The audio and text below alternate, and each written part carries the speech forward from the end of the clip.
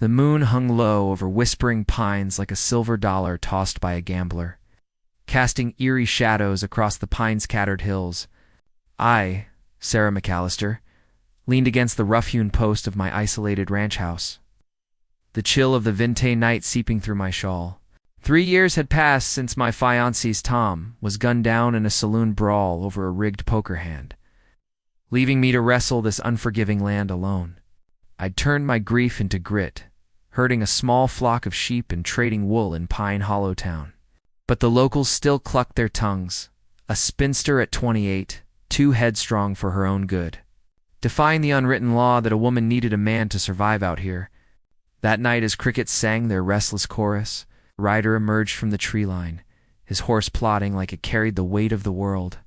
He looked half-starved, cheeks hollow, eyes darting like a cornered coyote, coat hanging loose on a frame that spoke of hard miles and harder losses.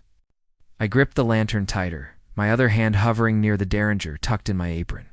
Strangers at dusk meant bandits or beggars, and I'd sent both packing before.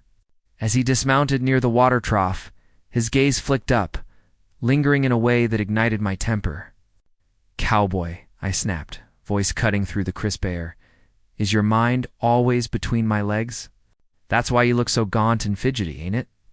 He froze, reins slipping from his fingers, then let out a low, weary chuckle that rumbled like distant thunder. His accent carried a hint of the British Isles' clipped edges softened by years in the saddle. Perhaps a runaway from some colonial outpost. "Ma'am, if that's where my thoughts wandered, it's 'cause the night's got a man pondering warmth.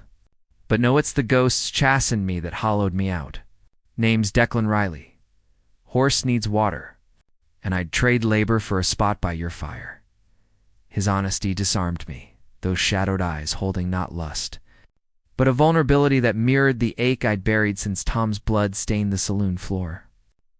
Tom's arms had been my haven once, his whispers promising a life of shared sunrises until a bullet stole it all. Now, Declan's presence stirred embers I'd thought cold desire mixed with dread. I nodded curtly. "Sarah, tend the trough yourself.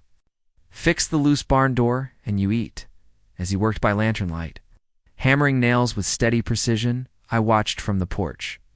His shirt stretched over lean muscles, scars peeking from rolled sleeves knife fights or lash marks. I couldn't tell. Pine Hollow's sheriff, grizzled old Jeb with his perpetual tobacco chew, had ridden by earlier that day, warning of rustlers plaguing the hills. "Sarah gal, you need a hired hand or a husband. Lone women draw trouble like flies to honey."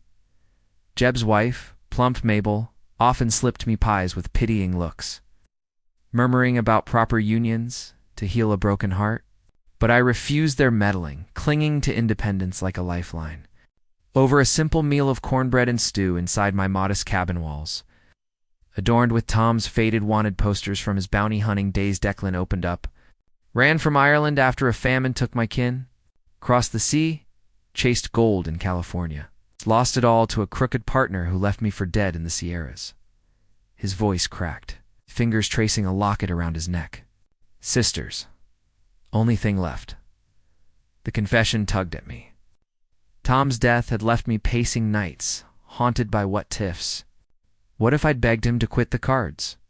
Declan's restlessness echoed my own insomnia, a shared torment that bridged our solitude.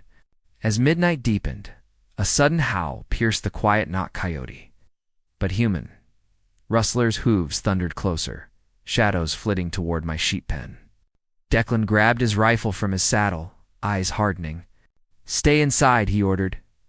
But I snatched my derringer and followed, heart pounding with a mix of terror and thrill. Bullets whistled as we crouched behind the barn. Declan fired precise shots, dropping one intruder with a grunt. I winged another, the recoiled, jolting memories of Tom's final stand. Chaos, rain shouts, stampeding sheep, the acrid bite of gunpowder. A rustler lunged at me, knife gleaming, but Declan tackled him, fists flying in a brutal dance of survival. Bloodied but victorious, we drove them off, the night reclaiming its hush. Panting, we slumped against the barn wall, his arm brushing mine. "You fight like a demon," he murmured, wiping blood from a split lip. In that moment, under the stars, His touch ignited a fire, gentle fingers tracing my cheek, pulling me close. Our kiss was desperate, tasting of salt and smoke, a balm for wounds unseen.